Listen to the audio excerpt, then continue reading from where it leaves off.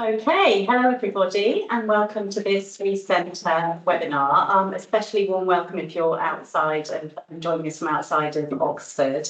I'm Teresa Williams, the Senior Research Fellow at the Centre, and if you don't know us, we're based at the Department of Education at the University of Oxford, and we produce research and evidence which enables practitioners, policymakers and the research community to understand and improve children's social care and education. And we're particularly interested in the role of stable relationships and better educational outcomes in improving lives. We run 3 webinars each term with a mix of our own work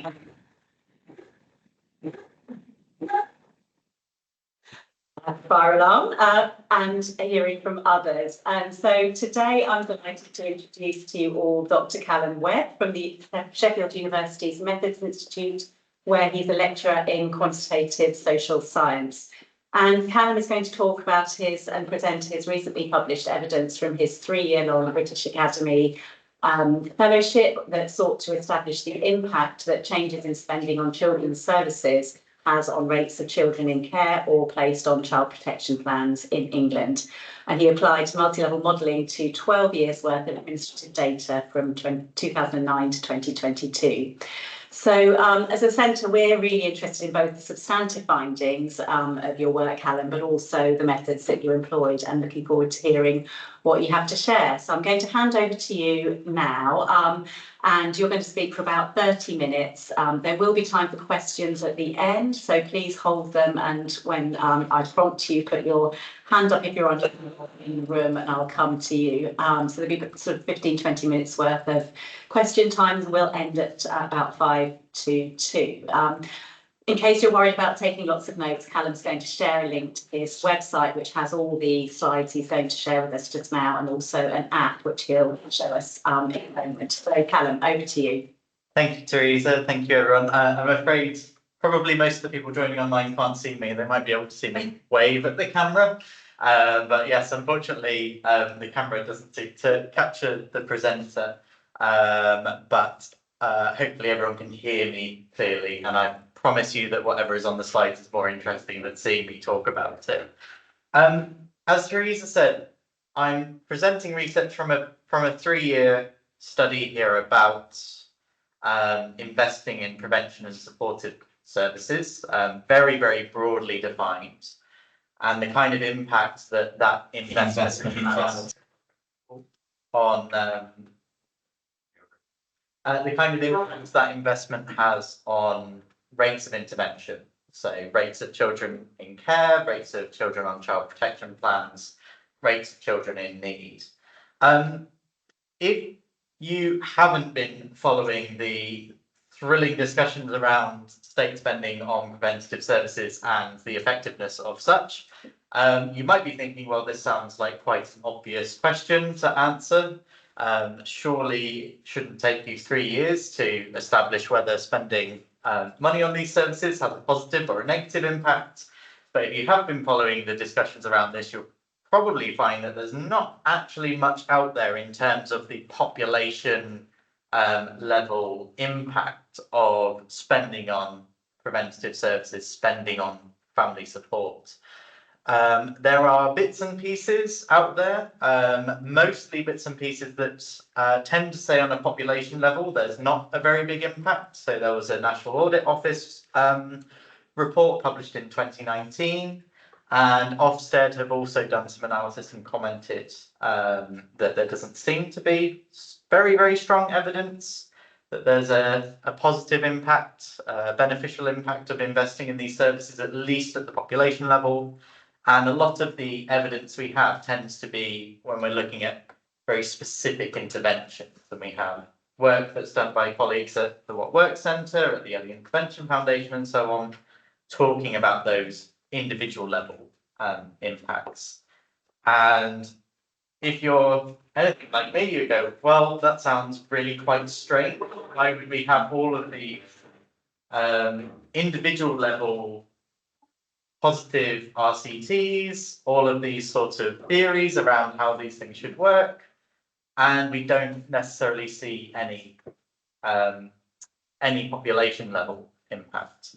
And that to me means that either we're doing things very, very wrong, or we are not applying the right methods to try and understand and capture the kind of impact that we have. And I was very, very lucky to be completing this fellowship at the Sheffield Methods Institute alongside great colleagues like Dr. Andy Bell, Dr. Will Mason, and others who I was able to discuss and learn from about all of these methods. So that's a lot of setting up. One thing I always try and keep in mind when I talk about this is I'm talking about the impact that increasing spending has on reducing rates of intervention.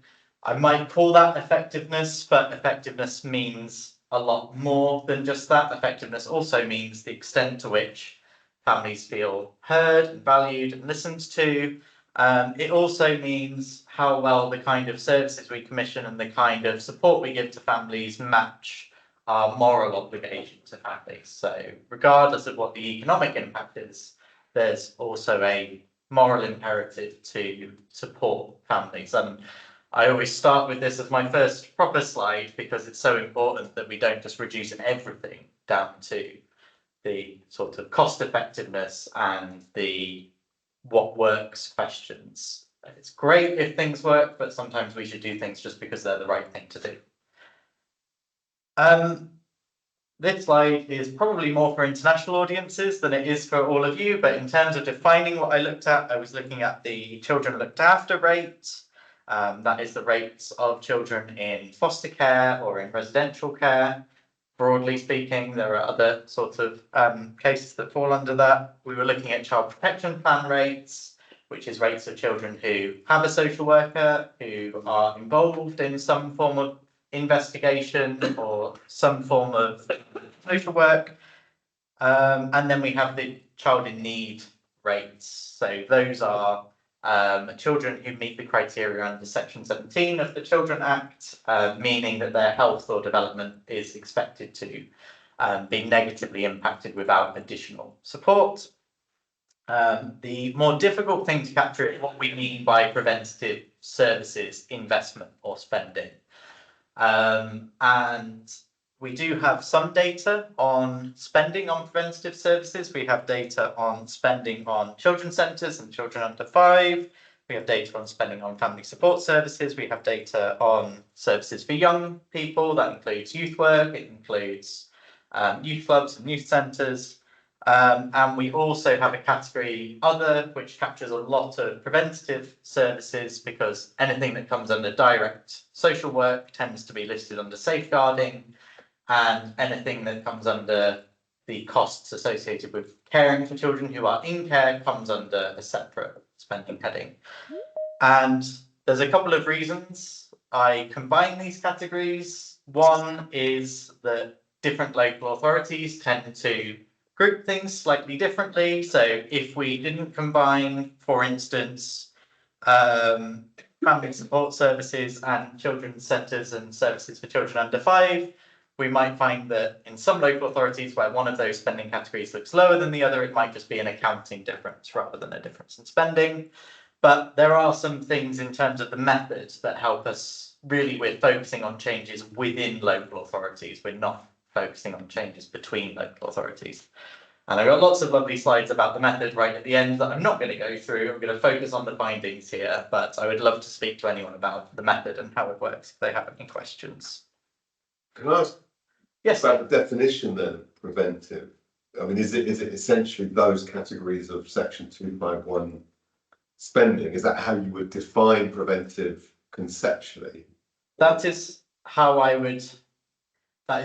would define it conceptually. That was how I would define it operationally within children's services. I think everyone had probably heard the question online, but yeah, the question is, does that define preventative services? My personal view is that preventative services are much broader than that. They include things that don't necessarily come under the Department for Education or Children's Services. They include things like sports clubs, activities like that.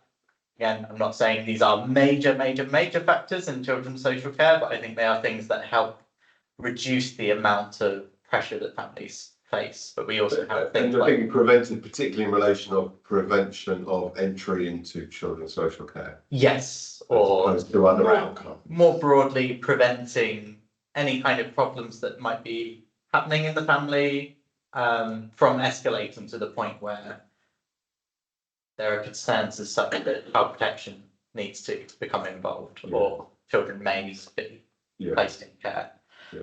Thank you. So yeah, so this was a study about the study at the local authority level. So I looked at local authority data between 2009-10 and 2021-22, and also there was analysis on data that was just between 2014 and 15 and 2021-22, because that's where we had comparable child poverty metrics as well. Before 2014-15, we don't have very good local authority level child poverty metrics. But I really wanted to make sure the analysis went all the way back to 2009-10, because that's when the vast majority of reductions to spending in these services happened, between 2009-10 and around 2013.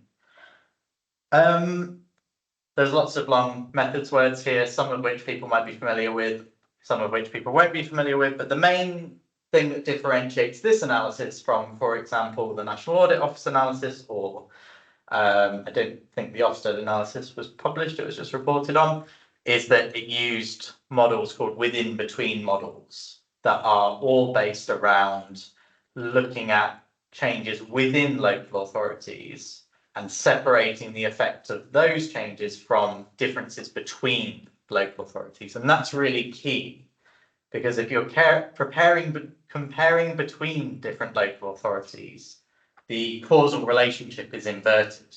Lots of local authorities get more funding or have more funding available to spend on preventative services because they have higher rates of intervention, and that goes into funding formula, etc., etc., or because they have more child poverty, which is related to their rates of intervention. But within local authorities, the story is quite different, especially when you introduce time lags. So when you look at when there's a change in spending in a prior year, what happens the following year, and I was looking at simultaneous effects as well. And what I'll tend to report in this is the combined effect. So what happens over 2 years when there's a change in spending.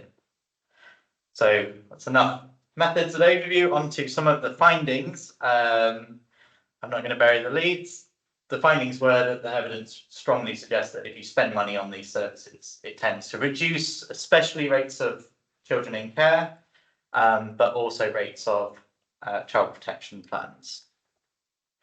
In terms of what that looks like, every £100 per child decrease in these services was associated with an increase of around 3.5 children in care per 10,000 in the following 2 years. And that was also associated with about a 2 per 10,000 increase in rates of children in child protection plans. Children in need rates are a little bit different. It looks like they tend to self-stabilise, which is sort of what we would expect when we think about how Section 17 tends to work operationally. So if you increase spending, what tends to happen is your rates of children in need initially increase, and then the following year they decrease. That's what the model was suggesting.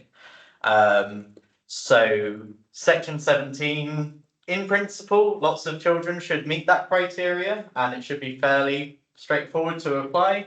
In practice, the children that get access to support under Section 17 tends to vary quite a lot because the thresholds change. So if there's less funding, the thresholds tend to increase, fewer children get access to support through that because the local authorities just can't afford it. They have to prioritise other things like children in care or child protection plans. If funding increases, then those thresholds tend to decrease, and then you get more children in care. So we kind of find this self-stabilising thing.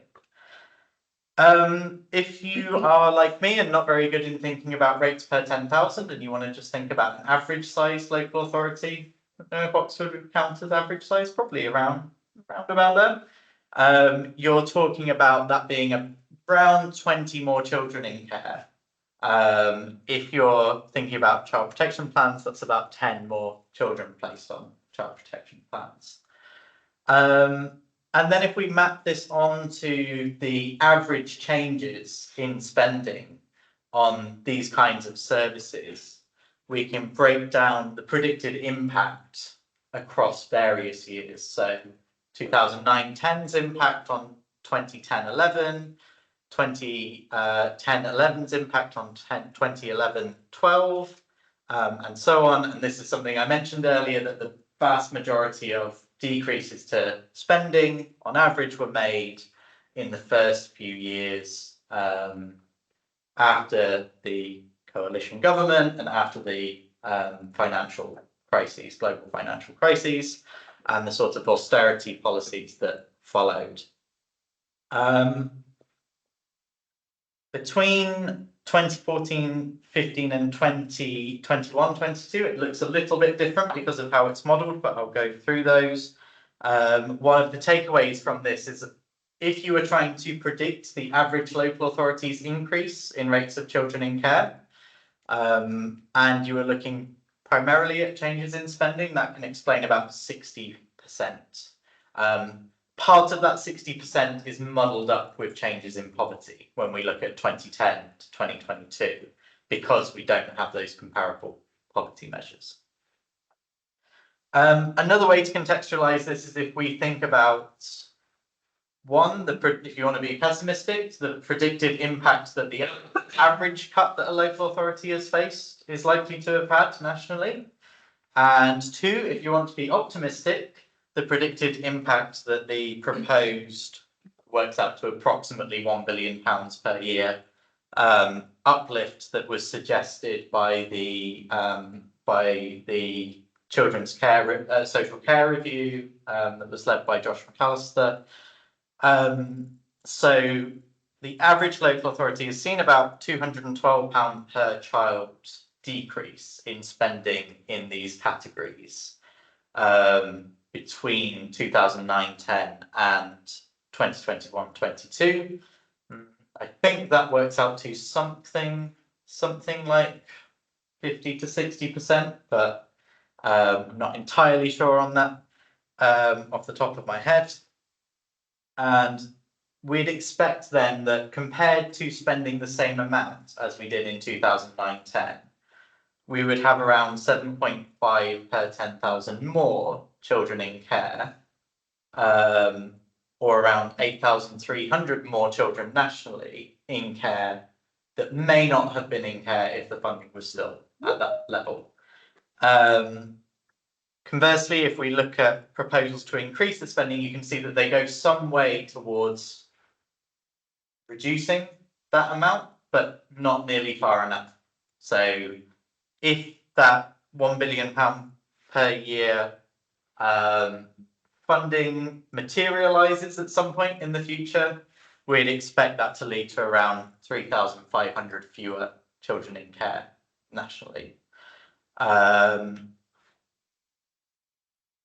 So that kind of contextualises the fact that £1 billion sounds like a lot of money, but comparative to what we were doing 15 years ago, 10 to 15 years ago, it actually still represents quite a big difference in this. Also, we need to consider that the proportions of what is being funded has also changed. So if you look at those categories individually that I listed before, the only one that's seen an increase between 2009-10 and 2021-22 is family support services, largely due to the Troubled Families Programme, now the Strengthening Families Programme, falling under that category. And I think that's particularly interesting because I often associate those kinds of programmes with linking parents and families to services, providing them advice, helping, in a lot of times from a lot of the qualitative research, helping parents manage bureaucracy of access to services. And all of the other categories are more about what services are actually out there. So it begs the question that if you have a lot of funding, and maybe this is a question that a future research project will explore, if you have a lot of funding, but actually that funding is going towards helping people access services and comparatively less of it is going towards creating and maintaining those services themselves, you possibly end up in this situation where actually what's being spent may not be balanced in a way where it's making the best use of the funding. As I said, between 2014 and 2015 and 2021-22, this is a little bit different. Now, one thing that's really key here is trying to think about whether we think within a local authority, increases or decreases in poverty. And when I say within a local authority, I mean if you follow the same local authority over time, whether increases or decreases in poverty lead to higher spending or lower spending, maybe, or whether increases or decreases in child poverty, or whether increases or decreases in spending on services for families and children lead to, in some way or another, through some mechanism or another, increases or decreases in child poverty. There's no 100% correct answer to that. My argument is, and this is backed up a little bit by if you look at the directions of the lags, so if you look at what the time point before does and the time point after, my argument is that actually investing in these services does have a positive impact when it comes to child poverty rates. On the surface, that argument might seem a bit strange. How does that work? But I think we probably undervalue the amount of, for example, childcare that these types of services often provide. It's not formal childcare, but it's the ability often for especially older children to be able to do something after school for a couple of hours. And that then increases, not only can parents work for those additional hours if they choose to, but also it increases the range of employment possibilities that might be open to parents. So all of a sudden you're not limited to jobs where you're working between 9 o'clock in the morning and 3 or half 3 in the afternoon. All of a sudden you may be able to take up employment that's often better paid between where you have to work between 9 o'clock in the morning and 5 p.m. So there's more work to do thinking about that, but I think on the balance of probability, we're talking about these services helping local authorities reduce child poverty more than if child poverty goes up or down in the local authority, that somehow making the local authority choose to spend more or less on prevention.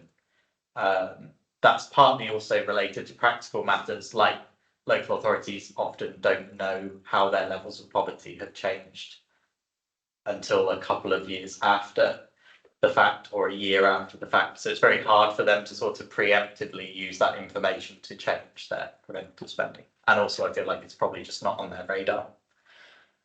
So if we look at things in that direction, the same £100 per child increase in spending was actually associated with quite significant decrease in rates of child poverty in the following year, that 1.38 percentage point decrease. That's not enormous. We wouldn't expect it to be enormous, but it is a good chunk. It's about 1/4 of the average change in child poverty that you'd find in the local authority. So it's a contributor, but other things that vary by local authority, not nationally. Things that vary nationally would be more like welfare benefits, but alongside other things, it's definitely a contributor. Probably more important things would be things around housing, for instance. Once you break things down with this mediator of child poverty, it becomes a lot more clear that quite a lot of any beneficial effects that these services have on reducing rates of children in care operates through how they can create changes related to child poverty. So if you think about it as a mediator, you spend more money on these services through some mechanism or another, this reduces rates of child poverty or stops them from increasing as fast as they would have otherwise. And then that leads to some kind of reduction in rates of children in care. And I think it's easier to visualize this. You'll also see this restates the importance of research projects like the Child Welfare Inequalities Project that Paul Bywaters and Kate Morris and others led. The big orange section is the predicted change in children looked after rates that we'd expect from changes in child poverty. And then everything that's in the green is how we would break down the predicted effect that changes in spending on these preventative services are likely to have had. So the very dark green is that indirect effect. So spending more money on services hopefully or seems to reduce rates of child poverty, which seems to then reduce rates of children in care. We also have the little slither of green at the bottom, which is representing the fact that between 2015 and 2022 specifically, spending on these services tended to actually increase rates of child protection plans a little bit. So it's too short a presentation to go into all the reasons why that might be, but something has fundamentally changed in that preventative services in the latter half of the last decade have been have maintained that effectiveness for reducing rates of children looked after, but they're no longer bringing children down from being on a child protection plan to being in need. And some of that may just be that there's not enough support in the system, which means there's not enough resource in the system. And you can deal with things that are at the edge of care and maybe sort of reduce some of those rates near the edge of care. But actually, once children are in child protection, the matter isn't considered vital enough for the services to be able to support those things. So, problems are able to escalate to a point that preventative services actually can't de-escalate them at that point. Okay, one of my last slides is me attempting to do an economic cost effectiveness sort of evaluation of this. Full disclosure is that I'm not an economist. I have tried to follow as good a practice as I can, but other people will come to different conclusions from this. But if we just included the average cost of a child being in care, that's a cost that's going up. It's gone up from something like £55,000 per year to around £75,000 per year per child on average. We'd expect about 30% of the costs of investing in these preventative services to be, don't like the word returned or saved, but to be not being spent on the child being in care. We'd also expect some of that reduction to be through improvements in children's mental health. Some of the rate estimates for that are a little bit out of date now.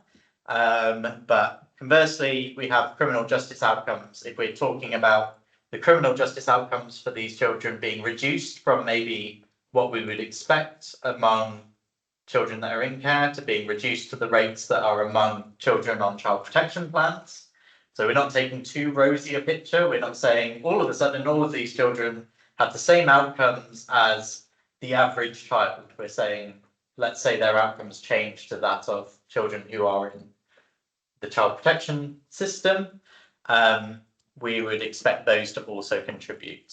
So I think of that 30%, something like 25%, 27% is through the costs associated with children being in care.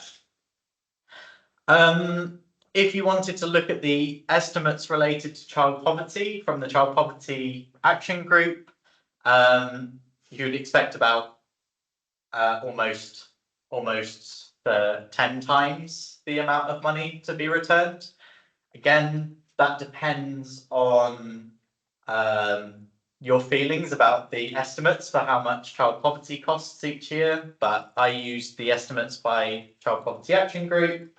I think Donald Hirsch led that, so I feel like they're a fairly good representation of the cost of poverty, but I feel like taken together, if we're not looking for a specific number, this really strongly implies that investing in these services is at the very least cost neutral and is very likely to actually save money.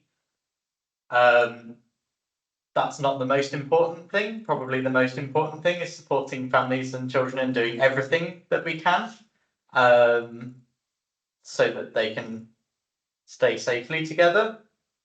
Sometimes there will be cases where that's not possible, but I think even if we didn't have a cost-effective preventative services, we should still be doing these things because it's sort of a societal obligation. So there's lots of other findings that I'm not going to go into, but lots of these findings talk about variation across the country and variation and relationships with safeguarding spending. Some of the really short messages are that if you just put everything into safeguarding spending and you don't put anything into preventative services, then you're going to end up taking more children into care because actually social workers need preventative services to direct families and children to. But also that there's a lot of variation over time. So in this middle period of the decade, actually spending on these services wasn't working very well at all. And we can talk about all kinds of different policy things that were happening at that time. But they also vary quite a lot across the country. So I'll share with you the website and an app where you can explore these things.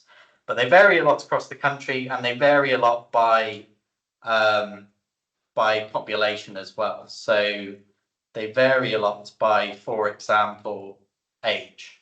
So actually the most benefit can be found among older children. And it tends to be services targeted towards older children that either haven't been protected as much or have been in a more vulnerable position, because we have had during the last decade rightfully a focus on how important, for instance, the first 1,000 days is. But in the context of austerity, where something has to be cut, that means, unfortunately, that services for younger children probably get prioritised, whereas services for 10 to 15-year-olds, 15, 16-year-olds get deprioritised. And if you just look at reports from the YMCA and others, you can see how severe that is. Whereas the general cuts to services, I think for younger children, the cuts to preventative services were maybe 30%. If you're looking at older children, you're talking more like 70%. So really, there's very little left. Oops, accidentally full screened everything. So there's lots more there that people can go to. There is a website that we can share in the chat. So this website has all of the findings. There is a link to the presentation. There is a sort of, I foolishly tried to call this an executive summary, but it's far too long to be an executive summary. So there's something between the full report and an executive summary on the website as well, which has some more visualizations and breakdowns. And then there's also an app that, if I can find the link, will allow for looking at that variation that I mentioned between local authorities. So it takes a little while to load up. I'm not a programmer by trade, so you'll have to excuse any inefficiencies. But if, for instance, you wanted to know specifically about Oxfordshire, I haven't looked this up in advance, so sorry if I put Oxford in a tense situation here. But you can contrast the effects that are in Oxford to the national ones. You do have to check the scales on this, unfortunately, because we have a lot more uncertainty when we're talking about just one local authority instead of multiple. But you can see here, for instance, in Oxford, we would expect £100 per child increase in spending on preventative services to decrease children looked after rates by about 7 per 10,000, which seems, I think, probably significantly better than the average. And if you scroll down, you can see where Oxford is. So Oxfordshire, sorry. And then you can see similar local authorities. And you can also break that down, for instance, by age. So Oxford, if you invested money, you would expect to see decreases in children looked after across all age groups except maybe your under ones. So that gives an interesting way to think about what might we do there. And you can also look at things like ethnicity. So it probably won't be surprising to learn that it tends to be minoritized ethnic groups that benefit the most from investment in these services in terms of those outcomes. But that does vary a lot across the country. So sorry, I think I'm a bit over, but I'll stop there. And if we have any questions, I'd be delighted to answer them.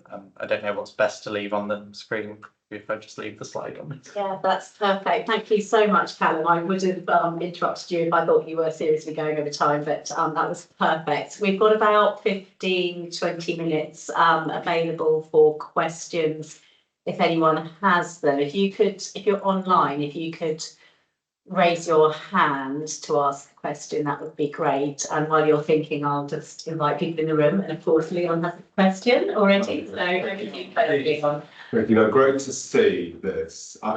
You've given us a lot of the amplification of the implications of the study, but not much on the method. So I want to really understand the analysis that you've done, if that's all right. Yeah. So, I mean, essentially, you're using changes in aggregated spending across a range of categories from the Section 251 data. Yeah, that's right. Linked to rates of child protection and other escalation rates at local authority level over a period of time in which spending was being heavily cut. Yeah.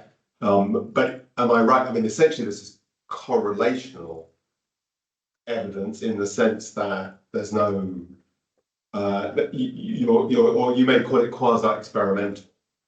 It's a quasi-experimental design, and that you're using the changes that happened to identify what might be a causal effect, but the changes themselves are not experimentally determined. Local authorities were responding to austerity and the pressure. So this is natural, observational. Yes, certainly. So depending on how you personally define natural experiment, which is always, I find people have quite broad ranges. My definition of a natural experiment is quite strict. I probably wouldn't deem this a natural experiment, but others would. What we are really looking at in terms of our predictors is variation in those changes. So part of that is some local authorities cutting faster than others, or cutting more than others, or cutting less than others. Those decisions are not random, right? So local authorities are making decisions constrained by a range of complicating factors. I mean, the funding formulas that the central government was using, which were different in relation to DFE services than DCLG, as was together with other spending that government was bringing forward that authorities applied for. Troubled families and so on. So under my definition of a natural experiment, that's why I wouldn't count it. Yeah, so I was offering you the option of saying, well, it's a quasi-experimental design, but essentially this is naturally observed data. There is no trial. So I guess I've got a couple of questions in relation to that, because I do want to understand the nature of this evidence. So I mean, one thing is that when people look at things like impact of children's centres on rates of entry to children's social care, I think the IFS study, Gabriella Conti and so on, that 15 years after the event, recently found benefits of Sure Start and children's centres on health outcomes. But possibly perverse effects on entry to children's social care.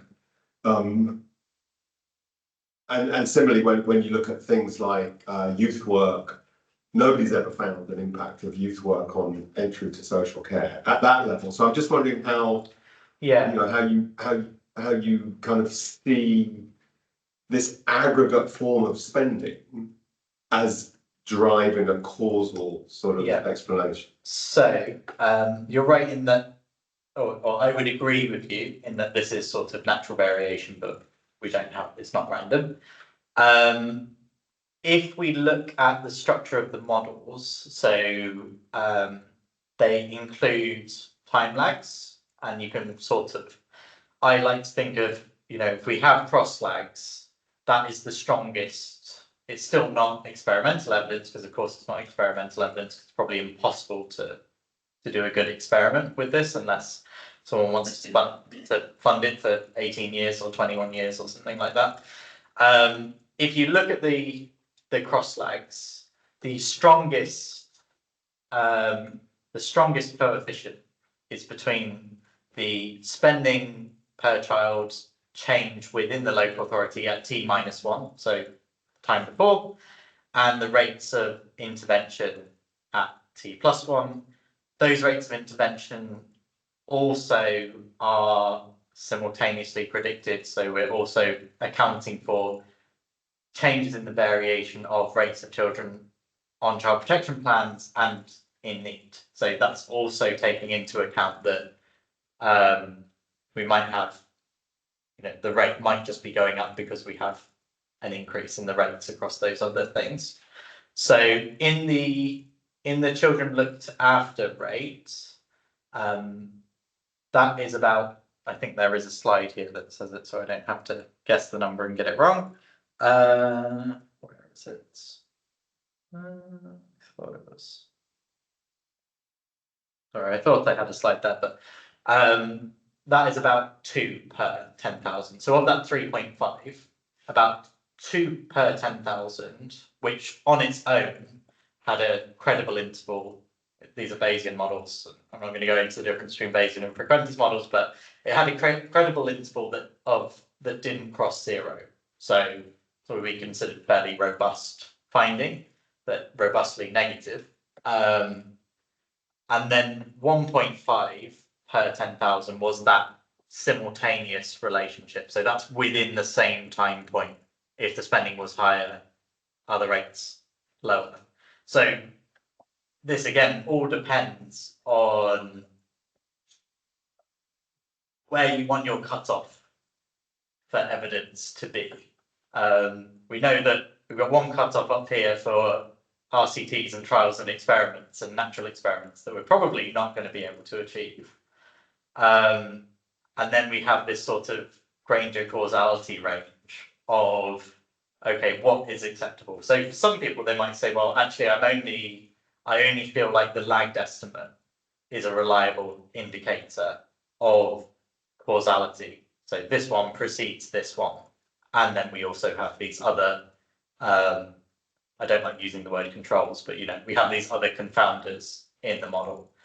So people might say, okay, if I'm following a sort of Judea-Pearl model of causality, I'm okay with that, and I'm willing to take that evidence, but I'm not willing to accept the 1.5 per 10,000 that is in the simultaneous time point. So I present all of it together because I think there is quite a strong, again, if we're using that sort of directed acyclic graph type way of looking at causality, I think there's strong enough evidence that that is the directionality, but other people might feel differently. And in the full reports, it does break down all of the effects by how much is the lagged effect, how much is the simultaneous time point effect, how much is the combination. Sometimes the combination is more uncertain than any single one, which is interesting in itself. But for the purposes of presenting the findings, because I already have 2 slightly different models that are saying the same thing between 2010 and 2022 and 2015 and 2022, I didn't want to then complicate that further by having lots of breakdown of the effect between the lagged effect and the simultaneous. So time series is doing the work. Essentially, it's precedence in time. Yeah. So if you want to talk, think about your sort of classical hierarchical levels of causality, we're talking primarily about range of causality, and then we're talking also about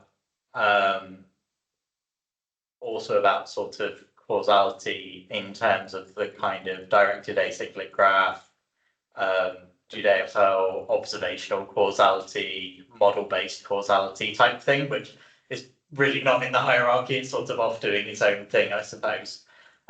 So yeah. And if I just do one follow-up, so I suppose my question is, to what extent are you saying it's the cuts in those services? So cuts in youth work, cuts in early years services, cuts in family support in 1 year, directly in the following year, are causing increases in demand for children's social care, or whether it's a proxy for other changes within the local authority, because it's a strong argument that I mean, obviously, the finding that preventative services in general have these impacts is a really important thing, but the specific things that are being cut are quite a long way.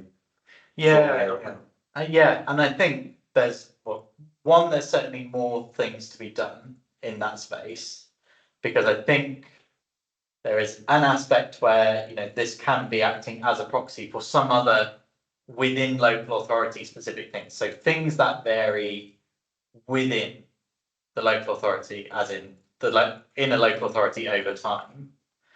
But then I think there's other things that are actually where there actually isn't so much variation within local authorities, because they're cuts that have been made nationally.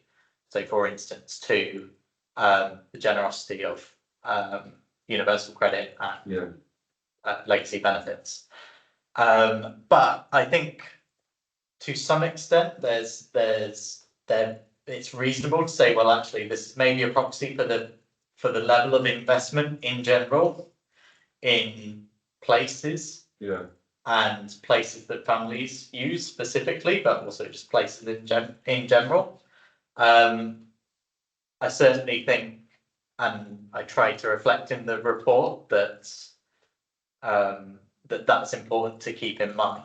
And I think that's especially important when we think of services that we don't consider necessarily to be preventative, but probably do contribute towards things like parents being able to work more hours, right? If we're taking that kind of model towards it. So I was talking just before this about the impact that things like museums have, parks. We also have lots and lots of youth services and activities that actually don't come under the Department for Education. They come under the Department for Culture, Media and Sport, because they're electively sport or media or enrichment related, and also schools as well. You know, there's funding that's supposed to be for extracurricular things that does contribute to that sort of childcare aspect, which in turn contributes to the poverty aspect. So yeah, I would agree with you that there are other things that we need to be mindful of. But at the same time, I think this is probably the single biggest sort of, at least in terms of money spent, maybe not in terms of how many people access and benefit from the services. Probably the biggest single sort of measure of how much of this preventative service, or how many of these preventative services are available. And also, if we're thinking in terms of sort of policy impact, it's worth keeping in mind that if these services are reinvested in, what kind of policy landscape are we going to have? Are we going to have one where we say, well, we're going to invest in them, but we're only going to invest in these, and all of that Department for Culture, Media and Support and Sport stuff we're not going to invest in because we don't have a paper like this?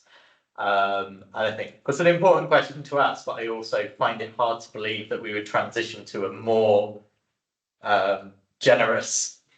more generously funded local authorities without seeing an uplift in across multiple things. So we could see a return to youth work, for example. There's a substantial youth offer coming forward, but if it doesn't address wider challenges of local authorities and indeed, poverty, it won't lead to the decrease the model would predict. That is what the model would predict, and I also feel like that's what the model would predict. I think if you look at that breakdown by years, it is quite instructive where things change quite a lot, because there are very clear policy movements away from some things and towards others. And it was really actually quite useful going back and reading the Allen reports, because I don't know, I hadn't read them for a long time, or either I just never read them and then just sort of skimmed them. But going back and reading the Allen reports and seeing Graham Allen writes, we're saying that you need to spend more on the first 1,000 days or however much the first few years, but this shouldn't come at the expense of funding on youth services, youth work, older children. Essentially, we can't just treat older children as a lost cause because we didn't get there in time. Yeah. And it says very strongly in the Allen reports, we need to keep doing, we need what we're already doing and then more of this. We don't need a shift from this to this other thing. But then in the context of austerity, it plays out that way. You have a shift from one thing to another. Okay, got a couple of questions from someone online. I think, Harriet, did you want to come in as well? These should be relatively quick. The first is you've got the slide up at the moment actually, but the report from Anna Leyland forthcoming. Can you just say a little bit more about that so people can the title or what, so they know what to look out for? Yeah, so I think some of the reports may already be published. I apologise, probably can't think of the title, but if you look for ADR UK, which is Administrative Data Research UK, and if you just put Anna Leyland, so ANNA Leyland LEYLAND, there should already be some reports. The papers are in the pipeline. They've had quite positive reviews and they've just gone back in and they'll come out from there. But those are all about looking at rates of criminal justice cautions and convictions among children with some contact with children's social care, but not just children in care, also children on child protection plans or in need. So. Brilliant. And Anna's at Met University. Anna's up there today, and she may have a profile, and you'll find the publications that are already out that way as well. Second question also from Sam Fiander is whether you shared the analysis with the anti-poverty task force, the child poverty strategy. That's nice. If you want to know, good suggestion. Are you going to? Is no. I would love to. I've sort of tried to publicise it, but also I do. I've talked to Ministry for Housing, Communities and Local Government about it. But yes, I'm very happy to receive invites or connections to talk to people about. Sounds like that would be a useful thing to do. I've got Harriet Ward in the room. Harriet, what's your question? Thank you very much indeed. That really takes the discussion a lot further forward, doesn't it, and provides a lot of very valuable information.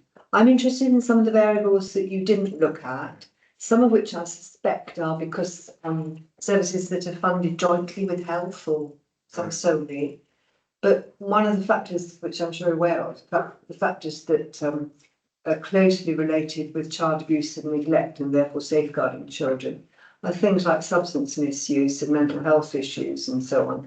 So if they are slashed too, certainly according to the data that we've been looking at the Born Into Care series. So would it be possible to model the impact that has had too? Yeah, I think it absolutely would be possible. Some of this depends on how comparable things are over time. We're quite fortunate in that, and this is usually why the children looked after outcomes are used so often, in that because they're so based in legislation and sort of arbitrated through the family courts, they tend to mean the same thing over at least the sort of mid-long period of time. But if those figures are available and they mean broadly the same thing, then we can certainly expand the model to also look at what the potential impact of that might have been. And because we're talking about a big population level, it means we can't get super precise insights, sort of how it might change an individual family circumstance or an individual child circumstance. But I think in terms of identifying something similar, that would I think it would help identify which factors are of particular relevance in a health authority or a combined health and local authority. I'd also be interested in looking at the impact of unaccompanied asylum seeking children in a local authority, which obviously raises the looked after rates too, and the impact of very high cost placements. So I think there's sort of fine-grained things that you could do with your data. That would tease out answers to some of the other questions. Yeah, absolutely. And some of that is interesting because some of it when you look at the local authority variations, you know, when you look at that big map and it's all coloured in different ways, there are some that you see and you think there must be an element of, if you look at Kent or something, you think there must be an element there of unaccompanied asylum seeking children. In the same way as when you look at some of the other. I think all authorities have unaccompanied asylum. Yes, yeah, but I think Some more than others. some of them are much more than. They said no more. And it's and then it links back to the difficulties with looking at some of those more fine-grained things is that usually or quite a lot have so few that the data is censored. So certainly still possible to look at if you were able to access an uncensored version of the data through working directly with the DFE or working with the ONS and the Secure Research Service. But with the data that I have had available, would maybe would be slightly possible, but you'd probably only be looking at the bigger local authorities. But maybe that's all you want to look at because that might be the local authority. Okay. Thanks so much. I'm just conscious it's 25 past almost and the room needs to be available for another for teaching. So huge thank you to Calum. It's been a really interesting presentation, some good discussions and thoughts about where to take the analysis next. You'll be very busy for a while by the sounds of things. Really appreciate it. Thanks for the questions online. If you do, I've put the your website in the chat already for you, so hopefully people have got that if they want to follow up. And yeah, thanks again from the centre for coming down in person for this webinar. Thank you so much.